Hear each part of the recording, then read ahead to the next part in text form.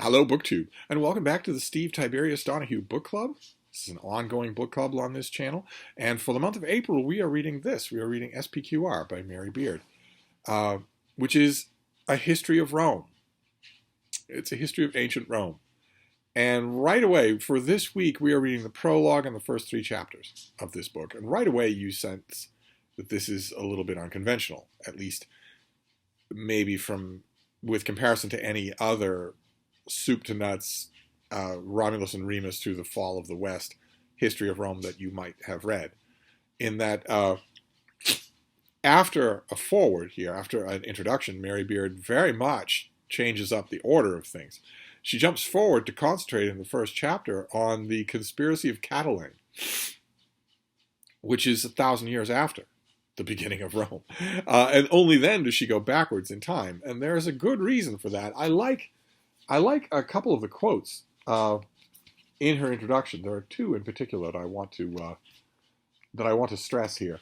One is that where she sort of gives the animating inspiration for studying ancient Rome at all by saying a wonderful line, very simply put here: our world would be immeasurably the poorer if we did not continue to interact with theirs.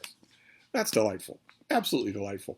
And then, of course, she completely won me over with another line that she says in her introduction, which is, "It is dangerous myth that we are better historians than our predecessors. We are not." That is terrific. But then she moves the action to the conspiracy of Catiline.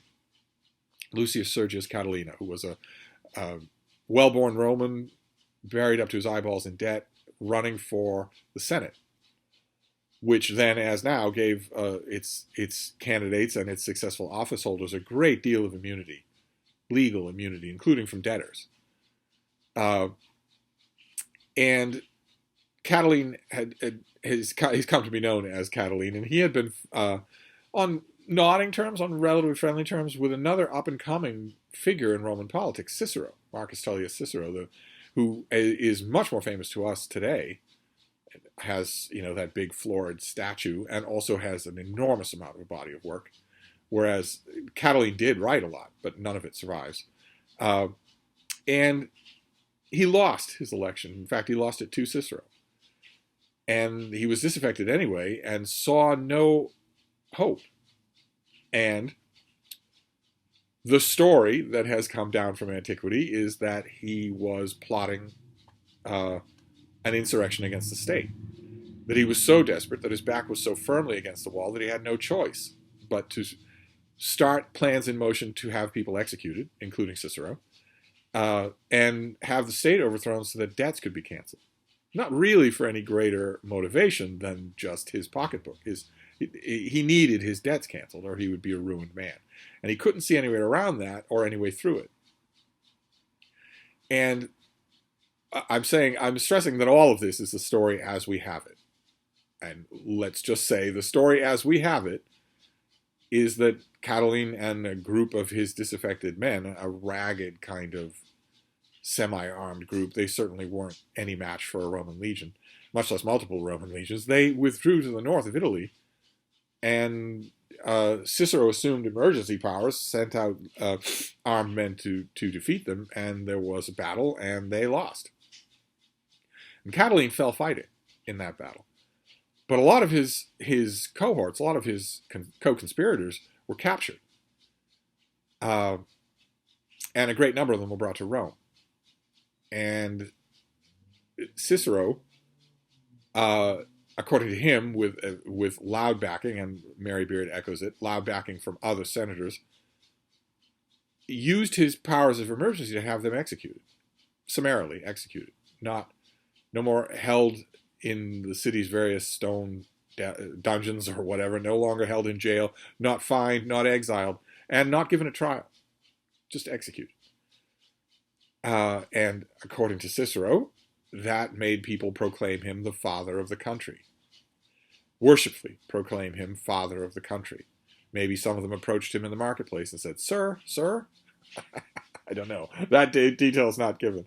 And it didn't take long for that atmosphere to dissipate, and for the Roman ruling class, and the class right below it, to realize, well, that was really, really bad, to put citizens to death without trial or a word or anything, just to summarily execute them, because you are saying you don't like what they did when the facts aren't in evidence. Legislation started to be put forward along those lines, and Cicero saw which way the wind was blowing and left Rome before he could be specifically told to go, or even worse, and spent a little time away from Rome whining about not being in Rome. And God bless her, Mary Beard does not like that. She doesn't like the fact that she thinks that's as off-putting as anybody would when you read the stuff that he was writing from exile, or what he would call exile. It's pretty whiny. It's pretty self-pitying. He, of course, came back to Rome to probably popular acclaim. But that incident was the Catiline conspiracy, and Mary Beard chooses to open the narrative of her book with that. It's only in chapter 2 and in chapter 3 that she writes about the mytho-history of Rome, the founding of Rome, Romulus and Remus and the she-wolf, and then the villainous kings of Rome, the Tarquins, who were allegedly so tyrannical, so despotic, that they were expelled from the city, first of all. They were driven from Rome. But also, they were the reason why the Romans never had anyone called a king. The very name of king became so anathema to Rome that even 1,000 years later, when individual men did have complete power over the state, I tell the army to go somewhere, no one can debate me. I tell the state to kill you, you die. I have complete control over this. The state is me. Even when men had that power, they still didn't call themselves kings. Not in Rome, anyway. But getting a little bit ahead of myself here. Ordinarily, in an ordinary history of Rome, we would start with the mytho-history, Romulus and Remus, and we would move to the kings. We'd move to the Etruscans and the Tarquin kings. And we don't in this book. Instead, we start off with a dramatic event that is extremely well documented, at least along some lines. I really wish that we had more documentation on what happened. Mary Beard doesn't seem all that impressed with Cicero. I am much less impressed with Cicero. And I have no doubt in my own mind what happened in the Catiline conspiracy. I think that Cicero and his various confederates made it all up. Or made up a lot of it. I mean, there's no denying the fact that men did withdraw with arms into opposition against the state. But where it started from and how it was goaded into action, I think if we had the complete documentation, I think it would almost certainly come down to Cicero himself, or maybe Marcus Crassus, who was an extremely rich man in Rome. We don't know for sure. When you read the accounts of the Catiline conspiracy, it is obvious, even if you're a neophyte in reading ancient Roman history, that there are shadowy forces at work beyond what we're seeing. It makes for fascinating reading. It is thrilling. I think Mary Beard could even have gone on a little longer than she does about it, still based on what we know. She doesn't. She keeps it very aphoristic and very gripping, and I think that's the reason. I think you can see why she does that, because it's a great way to open the story. We're going to be talking about Cicero was in Republican Rome. He lived through the end of Republican Rome and the beginning of the rule by solitary men, the first of which was Julius Caesar. And that period is unbelievably well documented. So we're going to end up there anyway. we're going to spend a lot of time there anyway, even in a straightforward, much more predictably organized history of Rome. The chapters on prehistory, on the history of Rome prior to a general and a military dictator named Marius, a general and a military dictator named Sulla, the brothers Gracchi. Before that period, maybe 100, 150 years before Cicero, before that, for 800 years, there's almost nothing that you can go on. And so straightforward, normal, conventional histories of Rome will only give those couple of chapters before they move on to the stuff that we do know about. What Mary Beard chooses to do here is to swap that around and hook you first. And I objected to that when this book first came out. I see now the wisdom of it. I really like it. I really like the way it's done. Then she moves on to the mythical stuff. And when she moves on to the mythical stuff, when you're writing about the Catiline conspiracy, there are two names in ancient Rome that you absolutely have to rely on. They're going to come up over and over and over again. I wish it were more than that. Plenty of people wrote about it, plenty of letters, but there isn't. There are only two. One of the names we're going to get to later on in this video, but the other one is Cicero. utterly unavoidable. He documented in fine detail everything that he ever did or said or thought. When you change the subject to the mytho-history, to Romulus and Remus and whatnot, and to the kings, to the Tarquins, you're also in bed with one particular Roman, but it's not Cicero anymore, it's Livy. It's the Roman historian Livy, who wrote pretty much the only really good, solid narrative stuff that we have on that subject. We have everything else. We have everything else that you could want. We have all the historiography. We have the, monuments and inscriptions and statues and stuff like that, archaeological details like that. But in terms of a narrative history, plenty of Romans wrote about those periods, plenty of them, and plenty of them in Livy's own time thought that his account of those things was trite.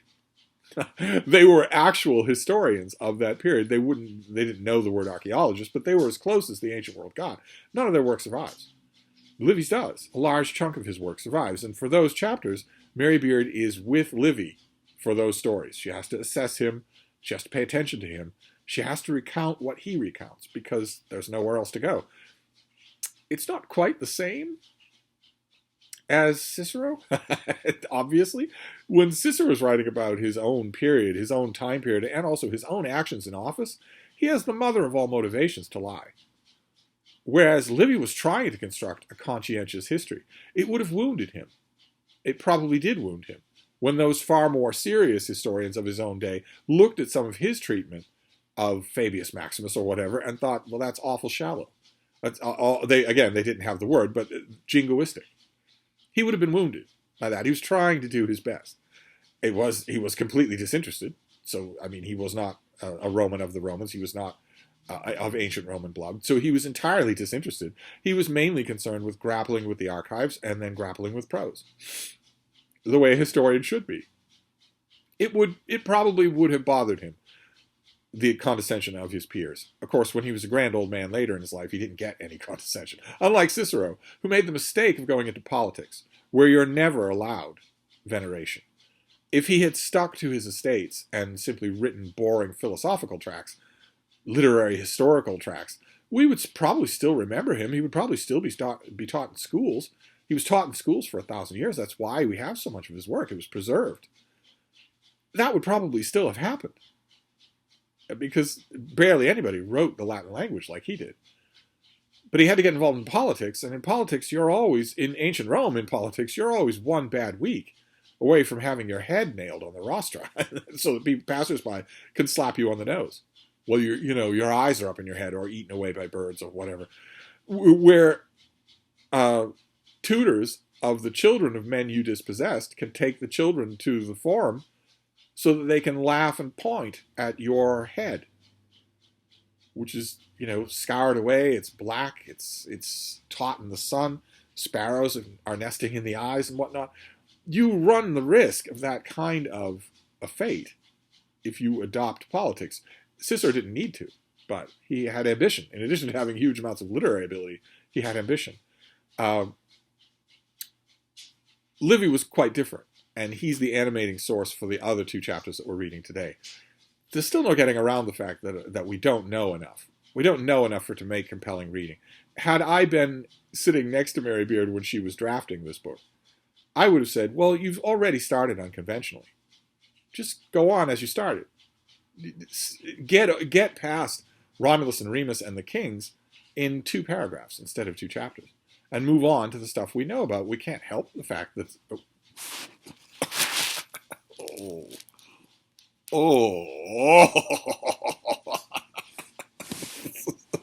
sorry, I had to interrupt. Steve Tiberius Donoghue book club for Frida Yoga. You're also obsessed with it.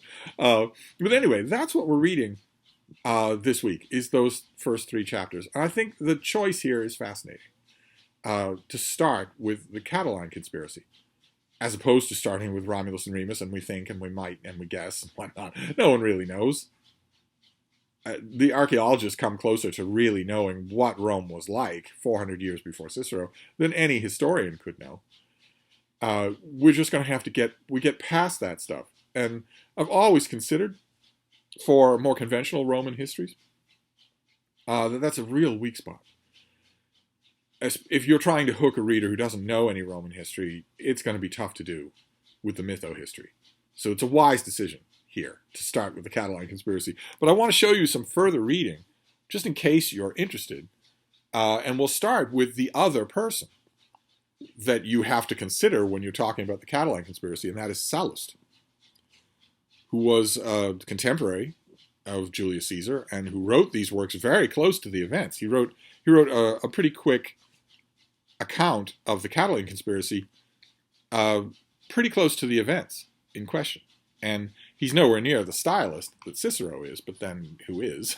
So you have to put up with that. But it is engaging. Sallust is engaging, and it's a shame that we don't have. He wrote a big history, and it's a shame that we don't have that. We have tiny bits of it. It'd be great to have it, even though he's not the easiest reading in the world. But Penguin Classics does. They have for years made Catiline conspiracy by Sallust. So there is an English language that's readily available.